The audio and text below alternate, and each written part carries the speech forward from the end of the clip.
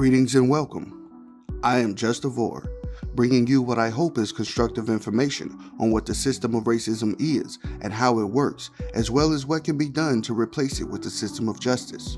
Suspect says, white community does not exist. Naturally, this makes one ask, what exactly is community? What does it mean to be white in a system of white supremacy? Do non-white people have a community? Let's have a look and a listen. Please be aware that this video contains profanity. Our inability to hold our people accountable is because of the system of whiteness. I could not sit this creator fast enough. She goes on to say that the reason that white people can't hold each other accountable is because we don't have community, actually. The video by this suspect was done in response to a video by another suspect that we previously reviewed. I have included a link below to the video entitled, Suspect Says Whiteness Prevents Accountability. You know, a couple of years ago, I posted a TikTok about how the myth of believing that you're a good person can get in the way of actually being one. And as I've gone down that self-accountability rabbit hole, what I realize more and more is that it's all whiteness. All of the relational dysfunction, all of the people pleasing, all of dysfunctional relational habits can be traced back to whiteness. In this video, this suspect states that she has been on a journey to self-accountability that has led her to realize that it is all whiteness. What exactly is whiteness? I would like to be as clear and concise as possible in my effort to understand and solve the problem that is the system of white supremacy, which is why I have adopted the following definition of white supremacy, which is synonymous and interchangeable with the definition we use for racism, which is a global system of people who classify themselves as white and who are dedicated to the mistreatment and subjugation of all those they have classified as not white. What do you think? Do you think such a system exists? And is this definition the most accurate? I have concluded that this definition is indeed the most accurate. I wonder if she would agree. My question for her is, what exactly is whiteness? Rather than using a vague term like whiteness, wouldn't it be more accurate and less confusing to just say the system of white supremacy? We are talking about a system, aren't we? If you've been around anti-racist TikTok at all, you've probably seen the 15 tenets of white supremacy. If you haven't, I can link them in the comments. This suspect, like the previous one mentioned, is referencing the 15 tenets of white supremacy, originally written in a paper titled White Supremacy Culture in 1999 by the suspected white supremacist Tema Okun. I have included a link below to White Supremacy Culture by Dr. Tema Okun. I think it would be a constructive use of time and energy to take a deep codified look at the work of Dr. Tema Okun at a later time. If you've been around anti-racist TikTok at all, you've probably seen the 15 tenets of white supremacy. If you haven't, I can link them in the comments. But I think a lot of white people, myself included, read those and were like, okay, how do these interact with how I interact with people who are minorities or the global majority, right? How do these play out when I'm interacting with people who aren't white? But we are doing white on white crime, guys. Wait a minute. Where did that come from? Not only did she acknowledge that non-white people are the global majority in terms of numbers, but she still refers to non-white people collectively as minorities. I have an issue with this use of the word minority as it has problematic meanings attached to it. One, minority means less than half. In the so-called United States, females outnumber males by a couple of million. Would that make white males minorities along with non-white males? 2, minority also means one who has not yet reached the age of majority, meaning adulthood. Therefore, a minority or a minor is essentially a child, or is to be treated like one. But doesn't this second meaning accurately reflect the arrangement people who classify themselves as white have created between themselves and those they have classified as not white, whereby white people act as adults with authority over the entire planet, and non-white people are treated as their minorities, as their children? How do these interact with how I interact with people who are minorities or the global majority, right? How do these play out when I'm interacting with people who aren't white? But we are doing white on white crime, guys. That's right there. What does white on white crime have to do with anything? While at the same time stating that she is not trying to minimize the genocide white people have been and continue to wage against non-white people, why is she quite suddenly bringing up how white people mistreat each other? On page 369 of the code book, Mr. Fuller reminds us to not assume that those white people who fight and or kill one another are not racist white supremacists. Explanation: some white people who practice white supremacy sometimes have great disagreements about how white supremacy should or should not be practiced.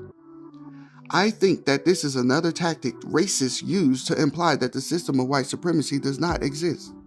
They tend to confuse victims of racism by pointing out how some white people live in poverty, are allowed to be mistreated, and apparently exist within the system on the same level as non-white people.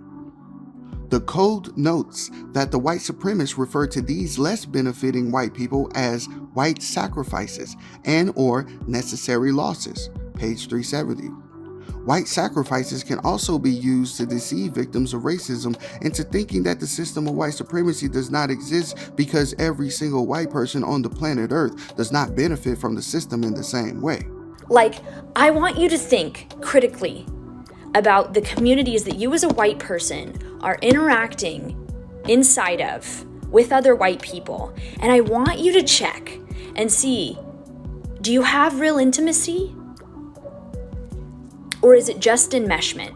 I was reading an article the other day about how white folks do not have a center because we are stripped of our original cultures, traditions, languages, religions, spiritualities, which is why we do so much fucking appropriating, because we are trying to find something to ground us because we are deeply ungrounded. It is quite apparent that this suspect not only agrees with the previous suspect, but goes on to imply that in the process of forming the white team, white people were somehow victimized due to having to give up their previous tribal and royalist cultures.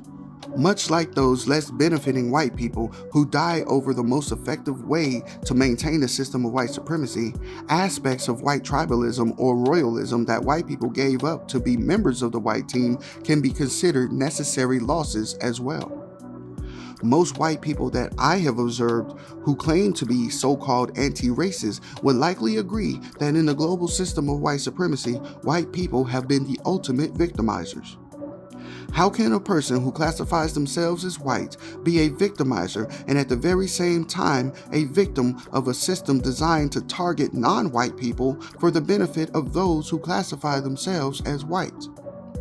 She alludes to white people not having real intimacy, implying that white people's connections to one another are nothing more than enmeshment. What does any of this have to do with white people holding themselves accountable for their parts in maintaining the system of white supremacy? According to the code, racism is both individual and institutional. Racism is institutionalized in everything that is said and done or not said and done by every white person who participates in and or who does not effectively oppose the practice of racism, white supremacy. What do you think that two people who don't have internal locuses of control, people who don't have centers, people who aren't grounded in their own ethics and values, what do you think those two people do to each other? They fucking destroy each other, bro. I want you to take a long, hard look at all of the relationships that have fallen apart for you, platonic, romantic, familial. And I want you to ask, if it was about whiteness, I want you to get to the root, because I'm promising you, it likely is. That's a lot of buckets of words. Here again, we are presented with this deceptive idea that because some white people do not always agree or get along, therefore the white community does not exist. What is community? Are we referring to the Latin root meaning commonality, or are we talking about a coming in unity? I doubt that when people typically refer to community, they are referring to simple commonalities. What does it mean to be white again? I think the same thing she is claiming is preventing white people from being accountable is the same thing that is the center of the white community. That center is power. Power over those they have classified as not white. I could be incorrect, but I don't think that I am. I agree with one of her commenters that she is likely making excuses to avoid accountability. But what does accountability for white people look like? It looks like ending the global system of white supremacy and establishing a system of justice. Justice meaning balance between people, guaranteeing that no one is mistreated and guaranteeing that the person who needs help the most gets the most constructive help. The code book suggests that the correct way to end white supremacy, racism, is that non-white people put to use the United Independent Compensatory Code System concept, and that white people do everything that is necessary to practice the quality relationship requirements in regard to non-white people at all times and all places and all areas of activity: economics, education, entertainment, labor, law, politics, religion, sex, and war. Quality relationships, according to the code, are described as a total absence of pretense, dishonesty, deception, falsehood, etc. in regards to everything that people say and do in all of their interactions with each other in every area of activity, and that all of these activities produce a constructive result. Is that what we are getting from this suspected racist? Is what she's doing in this video meeting the quality relationship requirements as defined by the code? What does it mean to be white in a system of white supremacy?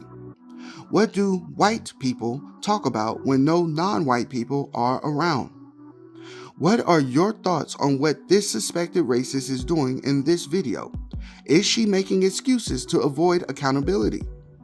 Will this be a pattern with white people embracing the 15 tenets by the suspected racist Dr. Tema Okun? Feel free to leave your questions, comments, and concerns.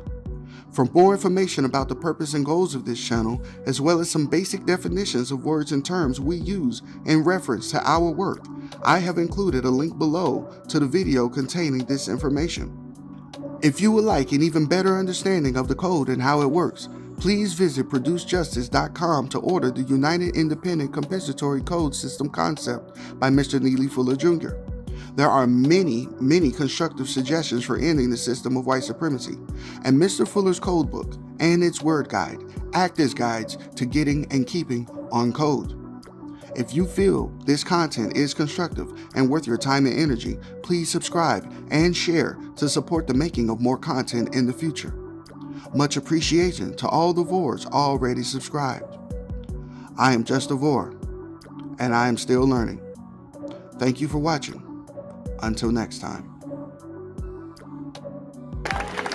Let me say something that gets to the very crux of the matter, and this may be offensive for some to hear who are not on the side that we're on. White people, we have been the problem for 400 years. Say that again. Let me say it one more time for those of you who didn't hear me. White people,